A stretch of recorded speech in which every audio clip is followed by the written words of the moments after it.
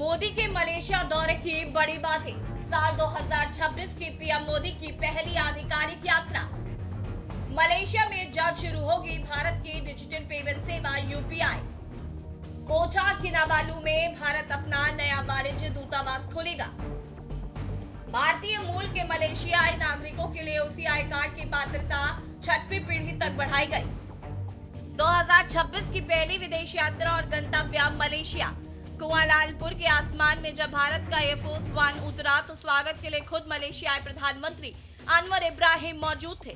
ये कूटनीति का वो चेहरा है जो दो देशों के बीच की गहरी दोस्ती और व्यक्तिगत केमिस्ट्री को दर्शाता है। वहीं प्रधानमंत्री नरेंद्र मोदी का रविवार को परदाना पुत्र बिल्डिंग में औपचारिक स्वागत और गार्ड ऑफ ऑनर हुआ। ये मलेशिया के उनके 2 दिन के ऑफिशियल दौरे का हिस्सा है। आपको बता दें कि मलेशिया में करीब 29 लाख भारतीय मूल के लोग रहते हैं। कुआलालंपुर में जब पीएम मोदी मंच पर पहुंचे तो पूरा स्टेडियम भारत माता की जय के नारों से गूंज उठा। 800 कलाकारों ने एक साथ नृत्य कर भारत की विविधता को मलेशियाई धरती पर जीवंत कर दिया।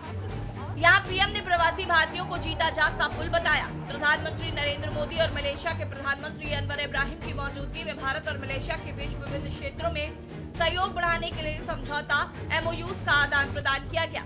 ये कदम दोनों देशों के द्विपक्षीय संबंधों और साझेदारी को मजबूत करने की दिशा में महत्वपूर्ण माना जा रहा है। Friends, Prime Minister Anwar Ibrahim and I have been friends even before he became Prime Minister.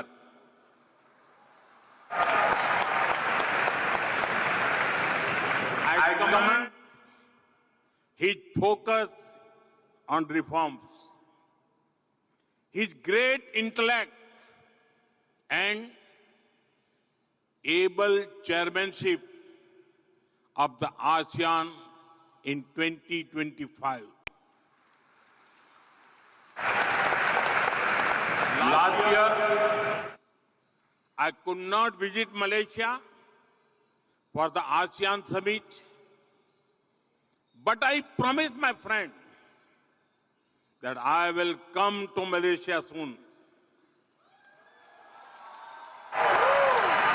And as promised, I am here.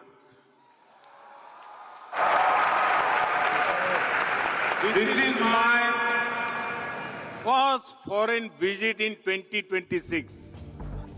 Bharat Malaysia के बीच रणनीतिक समझौते, तेजस विमान और लड़ाकू विमानों के रखरखाव पर सहयोग, चिप निर्माण और सप्लाई चेन के लिए महत्वपूर्ण MOU, भारतीय छात्रों के लिए तिरुवल्लुवर छात्रवृत्ति की घोषणा, मलेशिया भारत डिजिटल काउंसिल की स्थापना, सेमीकंडक्टर, AI और डिजिटल फिनटेक के सहयोग, आतंकवाद विरोधी अभियान और सैन्य प्रशिक्षण, IIT मद्रास और मलेशियाई संस्थानों के बीच सहयोग, आयुर्वेद और पारंपरिक चिकित्सा को बढ़ावा देना, भ्रष्टाचार के खिलाफ लड़ाई और आपदा प्रबंधन पर साझा रणनीति।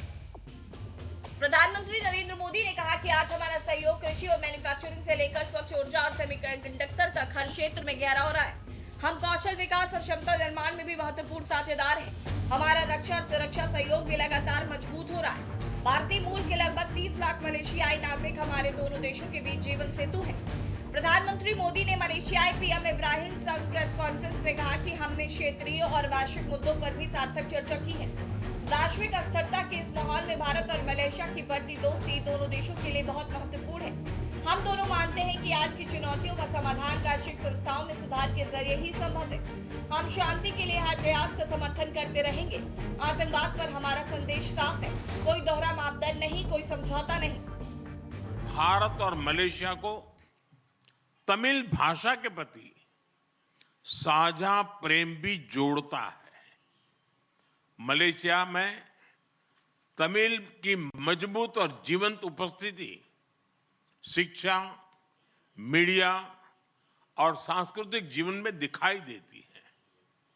मुझे भरोसा है कि आज के ऑडियो विजुअल एग्रीमेंट से फिल्म और संगीत, विशेष रूप से तमिल फिल्में, हमारे दिलों को और पास लाएगी।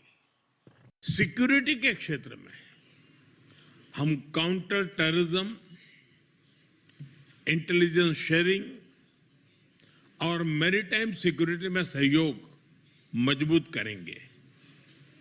हम रक्षा सहयोग को भी और व्यापक बनाएंगे।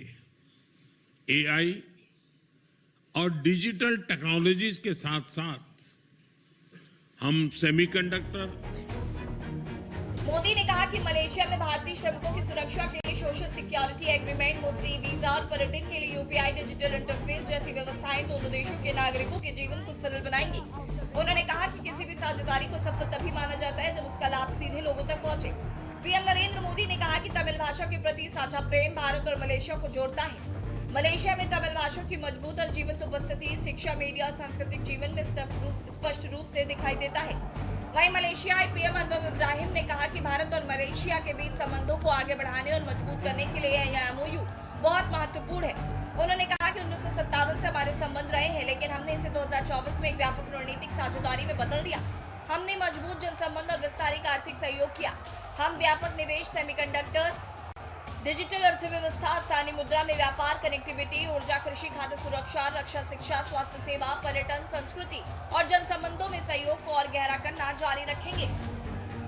मलेशियाई पीएम ने भरोसा जताते हुए कहा कि यह वास्तव में व्यापक है। हमारा मानना है कि हम इसे आगे बढ़ा सकते हैं। भारत मलेशिया का व्यापार 18.59 अरब डॉलर हुआ। मलेशिया के प्रधानमंत्री अनवर इब्राहिम ने कहा कि भारत तेजी से तरक्की कर रहा है। उन्होंने कहा कि भारत की यह उल्लेखनीय प्रगति देखकर अच्छा लगता है और एशियन के संदर्भ में मलेशिया को बहुत फायदा होगा अगर हम भारत के साथ सहयोग के और ज्यादा रास्ते अवसर तलाश सकें। उन्होंने बताया कि 2025 में दोनों देशों के बीच द्विपक्षीय व्यापार 18.59 अरब डॉलर तक पहुंच गया है, लेकिन इसे और बढ़ाने की काफी गुंजाइश है। प्रधानमंत्री अनवर इब्राहिम ने एक खास उपलब्धि की तारीफ की। दोनों देश अब जितना संभव हो सके स्थानीय मुद्रा में व्यापार करने का फैसला कर रहे हैं, जो एक महत्वपूर्ण कदम है। भारतीय विदेश मंत्रालय ने बताया कि भारत और मलेशिया के रिश्ते बहुत पुराने हैं और इतिहास, संस्कृति और सभ्यता से जुड़े हैं।